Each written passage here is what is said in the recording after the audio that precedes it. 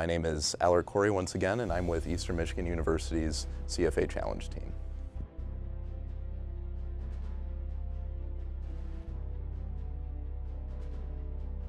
Well, I guess one of the most important things that we learned was just getting to know the company and getting to know the industry. You know, it's not just about doing the modeling and jumping in and doing the numbers. That was actually one of the last things that we did. And so it was very important for us to actually get to know the market that they were in organically.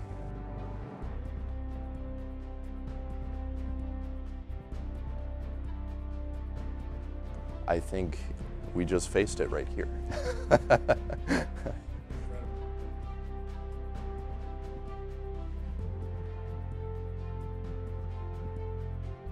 You know, I can't speak to that because I haven't been one, but I would say that it certainly was a much better experience than I've ever had in the classroom, and I think that I learned quite a bit as a result, and so I would definitely do it again.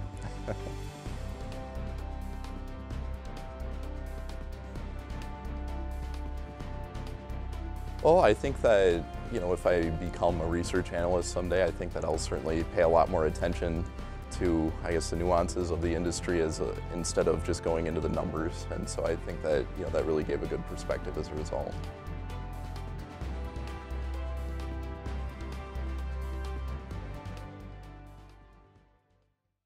Well, good morning. My name is Al Corey. This is Jamal Mokhtam and Zikun Z, and we are here to represent Eastern Michigan University in the CFA Challenge.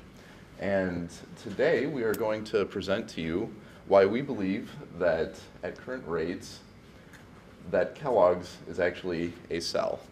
Now, no one can deny that Kellogg's is a great company and they're very well established. However, we believe that there are certain reasons that have led us to this conclusion. And we believe that they have limited potential growth potential, and the stock price is currently overvalued based off the intrinsic value that we've derived. And essentially, the price that we quoted for our paper was $61.10. It's since started to rescind a little bit, and we believe that the intrinsic value is around $59. There we go.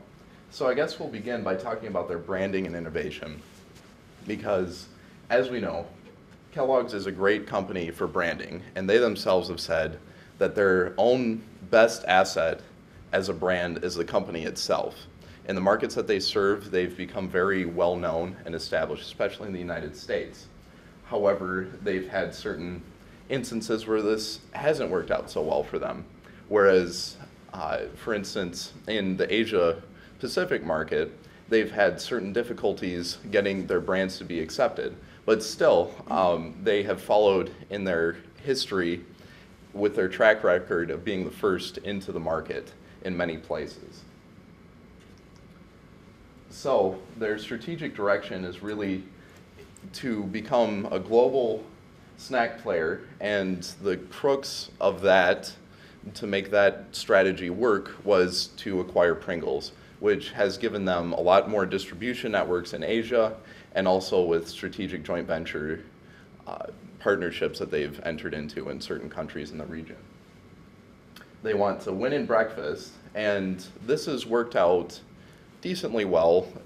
In South America, obviously they're very well established and they're the #1 player in the United States, but where they've encountered difficulty has been in Asia, because essentially they're offering a product that is sweet and oftentimes cold, and that market is used to flavors that are hot and oftentimes savory, and so really they've had to adjust their product offerings to go into accordance with that. And so really, you know, that adaptation that they've made has been the crux of their strategy to win in emerging markets. So, okay. All right, so for growth potential, basically we've split up into two different regions. There's low growth regions, high growth regions. Low growth regions are US, Europe, Canada, and that makes up about 85% of their sales total, whereas the high growth is only less than 15%. And basically in the low growth areas, they have very high competition. They have to compete on price. They don't really have much wiggle room to be able to actually increase their margins. So they pretty much are just spending to maintain their current margins in these markets. And their real areas for growth would be in Latin America and Asia Pacific. And the problems that they have there are their cultural differences, where they have to get people to even eat cereal, not just eat their cereal, it's just eat cereal in general, which is one of the problems that we saw that they were having. And then also, they were having problems with margins in general. For their high growth areas, they have lower margins, and then they have also had, over the past 5 years, tightening margins in the US and other areas. And then for our sensitivity analysis for the areas, basically we took Latin America, which is their high growth area, and then North America, and we're just showing how much their overall company growth rate would change depending on how the growth in those areas. And if you look at it, you can see that a change in Latin America's growth rate barely changes their company at all, because it's just such a small portion of their overall sales. Whereas North America is where they really are going to have most of their weight of their sales from, obviously, because that's where the majority of their sales are. So that's why we thought that they, even though they do claim that they can grow even like maybe 10% in those areas, just it's 10% of such a small part of the pie that it's not going to be justifying the price that they were selling at. And then this is showing the effect of the Pringles acquisition on their ability, on their overall growth. And if you look at it, I mean, if you look at U.S. snacks, Europe, and Asia Pacific, the yellow part, that's all Pringles. So there are other brands that are snacks, their cereals, all those. I mean, in Europe, they actually had negative growth, and then they barely had any growth in the U.S. So it's hard to say that they will be able to grow like they're planning unless they can actually make the Pringles acquisition work for their other brands as well. So the margin is not a factor to affect our assumption. So we compare it by itself first, and so this graph shows the operating margin between a comparison between the operating margin between 2012 and 2013, and you can see, it's worth to highlight that the Asian Pacific region, it has a little bit of growth. Increase for the margin, but it's not that significant. So as my teammates highlight that before, and the Asian Pacific has a really hard time to generate the more growth rate because the habits of the consumption. And compared to the competitors, the main competitor, well, for last past 3 years, the operating margin compared to a main competitor of Kellogg's is really it's lower than the main competitors. So it drives up more issues for generating more net income. And well, Project K launched in a few months ago for Kellogg's, and it means goes to cost reduction. But we just assume that this project would bring back their margin to the previous few years ago, not to increase more margin for them. And also we do the marginal sensitivity analysis, and we find out that actually the margin has more influence power than the growth rate in this analysis. So the risk factors. Okay. So essentially, the risk factors that plague Kellogg and really any company in their industry is first and foremost the commodity prices. Now, this is something that they really can't plan for any more than a year in advance. So, if they're going into futures contracts or anything like that, they generally tend to just wait to see how the harvest does. And so their cost of goods sold is heavily driven by how well or how poorly the harvest was that year, and so that can greatly affect their margins as a result. And also another key point is success in driving consumption. Now, we talk about how the United States is a mature market. They're here and they're really stuck to population growth to increase their sales. However, this is also under the assumption that they're able to maintain their current market share. And as we've seen this year, that their market share in the United States has begun to decline a little bit as a result of increased competition in the area. And essentially in their areas such as Asia Pacific and certain markets, and especially in Latin America, in Brazil, for example, they pretty much own the market. However, they're still getting their consumers to really accept their products. And so that's been their greatest difficulty, is just getting that acceptance from those customers in those areas. And so we believe that success in driving their consumption is something that is really key for them to continue to grow. Thank you. And also, as I mentioned before, the maintenance of the domestic market share. It's very important to them. And so we expect the growth rate to sit at about 3.4%. We ran our forecast with operating margin sitting at about 15%, which that was where the CFO of the company, when we had our meeting, indicated that that was their goal, to stay in approximately in that range. And also, to keep their advertising expenses high at about 7.4% is very necessary to them. And once again, they have significant growth in emerging markets, especially in the BRICS nations, in Brazil, Russia, India, South Africa, and China. And so as a result, we've found that their intrinsic value is about $59 per share. And when we ran this, it was at about $61 a share. And so as a result, what we've seen is the current market expectations have begun to rescind. Thank you. So there we are. All right. How did you come up with your price target? Just through the discounted cash flow analysis, and we also used a couple different methods to get back to that. What are the methods? Z, you did a lot more of that. Like we did the sensitivity analysis with their earnings per share, and also with different margins to try to come up with somewhat of an average of that. But the discounted cash flow is the main one. On your sensitivity analysis, so you've got growth on one axis, you've got margins, EBIT margins on the other axis, and I'm noticing your EPS doesn't change, despite the fact that you go from 8.6% EBIT margin to 12.6% EBIT margin. With that big of a swing in EBIT margins, it seems to me you should have like a 40% change in EPS as a result of that, because this company is so highly leveraged. So why is it always 273? Yeah, I think that was actually an error that we had that we didn't realize until just recently, and it might have been the one that we sent out to you guys that was different for that. Is it? Yes, I think because we did notice it, but once we sent it out, we didn't want to use a different PowerPoint than the one we sent you. So what would go? Yeah, we were thinking, it should be going. Obviously, it'd be bottom left, it'd be the lowest, and as you go up higher to the top right, it'd get higher earnings per share.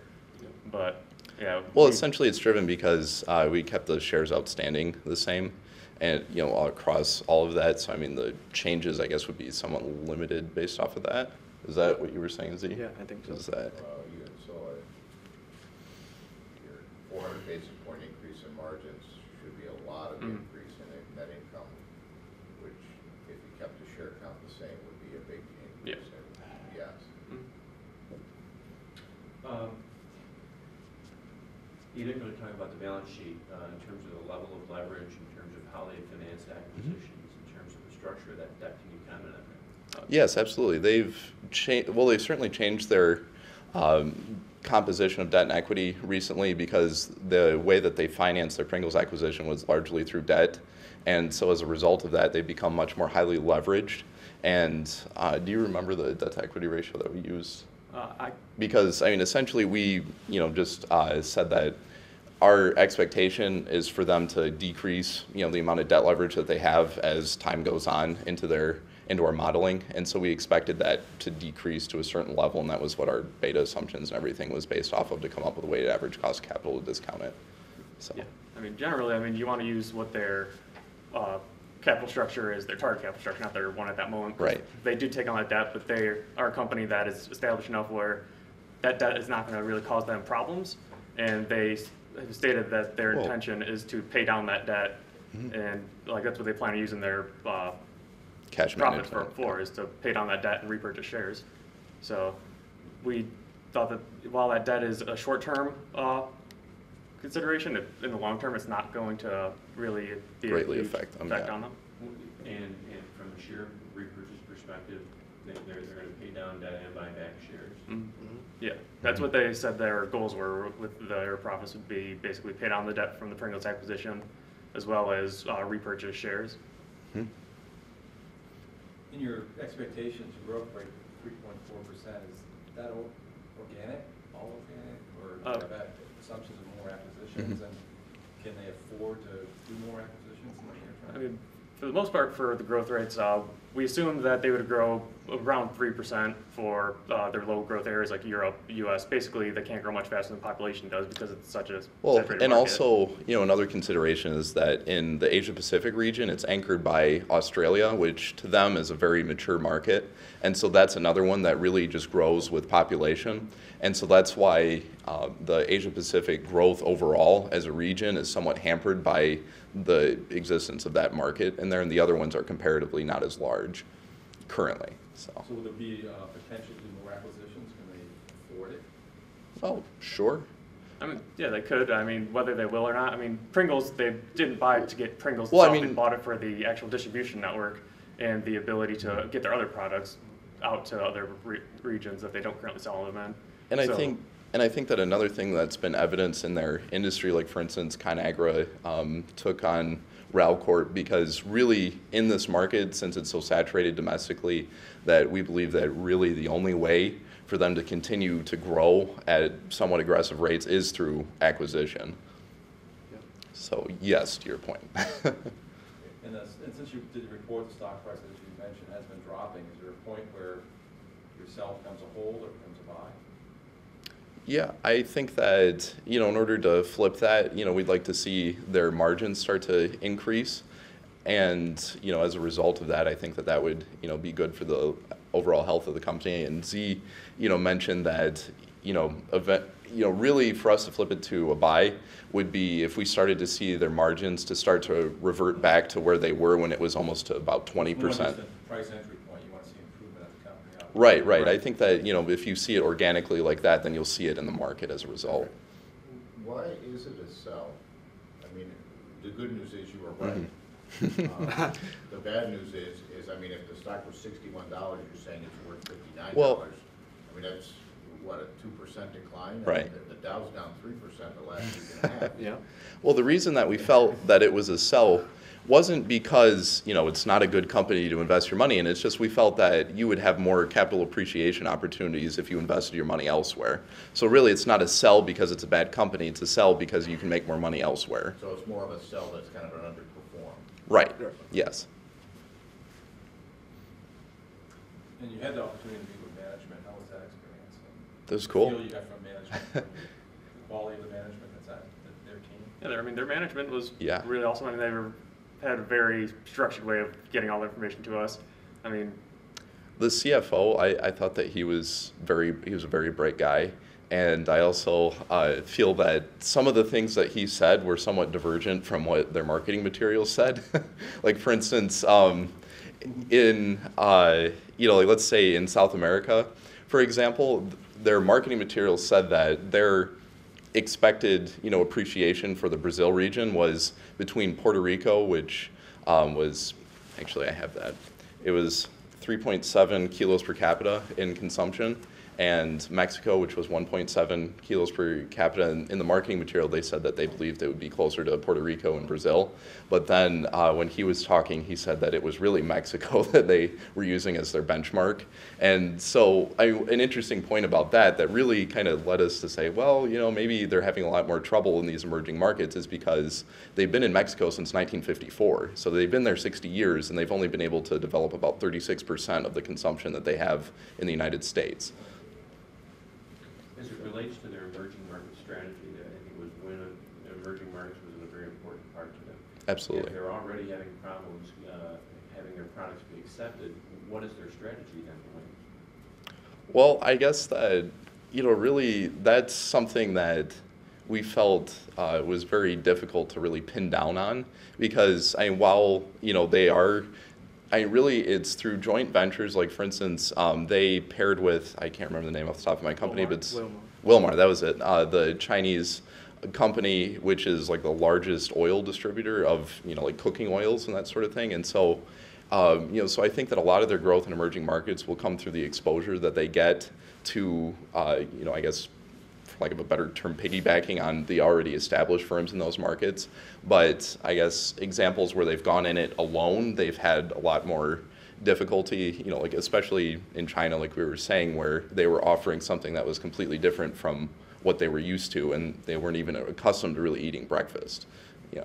And then also I think another thing that for driving growth, it wouldn't be so much in cereals, but like their snacks, that's what Pringles was there for, is so they can try to grow their snacks business where they don't have as much resistance, because it's people actually do eat those snacks there. So once again, another crux of the argument that would flip us to a buy would be if they start to see growth in their other snacks products in those markets rather than cereal, because maybe that isn't something that's going to ever really catch on. Are there other growth opportunities within the U.S. or North American market? Because, I'm thinking in terms of them owning Kashi, which is a relatively recent, addition to the breakfast market. It's a very differentiated product, presumably much higher margin. Are there other opportunities there, whether through natural, GMO-free, gluten-free, those sorts of trends within the broader consumer context that could drive growth and drive margins in the future? Well, I certainly think there could be. Another one of their strategies domestically is to focus on their frozen foods. That's another thing that I believe through another acquisition that they started to gain more prominence in. And of course they have Eggos, which those are ubiquitous with waffles at this point. So, okay. Okay, so at any rate, as far as North American growth opportunities, I think that it will be in expanding their current frozen offerings, and also to definitely go towards the health trend that has been noticed in recent times. So, yeah. And what I would add would be that, while they do have those other opportunities, they'll have healthy foods just like every other company does, so they aren't going to be able to be the only ones in those markets. They're going to have to compete just like they do on cereal now. Everybody's, when they see a product, they're going to mimic that if they don't already have it, so yeah, it'll be just as competitive. All right, thank you.